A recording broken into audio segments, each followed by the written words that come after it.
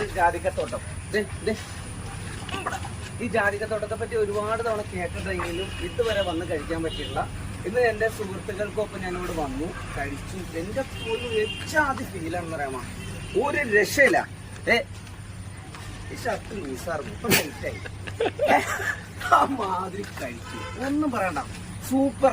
നിങ്ങൾ ഒരു പ്രാവശ്യമെങ്കിലും ഇവിടെ വന്നം. എവിടെ? നമ്മുടെ ജാതിക്കത്തോട്ടം.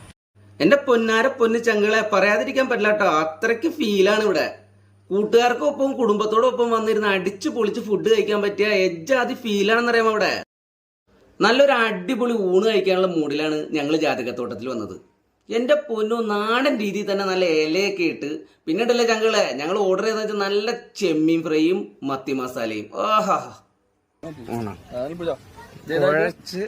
ചെറിയൊരു അയില മത്തി മസാല, മത്തി മസാല, ചെറിയ ചെറിയ തേങ്ങ ചമ്മന്തി, കുറച്ച് ക്യാബേജ് മാത്രമേ ഉണ്ടാവുള്ളൂ, പിന്നെ മാങ്ങയുടെ ഒരു കഷ്ണം, പിന്നെ ഒരു ചെമ്മീന്റെ ഒരു കഷ്ണം.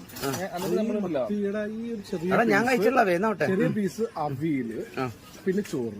ഞാൻ ഉരുളങ്ങോട് വയലേക്ക് വെച്ച്. അതാണ് പ്രേക്ഷകർ കാണേണ്ടത്. വേപ്പില കളയരുത്. വേപ്പില കളയരുത്.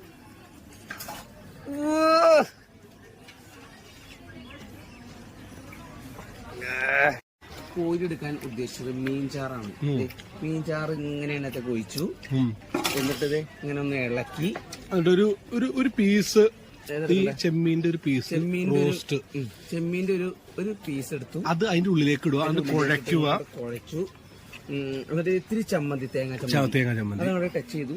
ഒരു ഇത്തിരി അച്ചാറ്, ഈ അവിയലും കൂടി കൂട്ടി കുഴച്ചു, ഇത്തിരി അവിയലും എടുത്തു അനച്ച് പറഞ്ഞുകൊണ്ട്. എന്നിട്ട് ഇങ്ങനെ ഉരുളെടുത്തിട്ടേ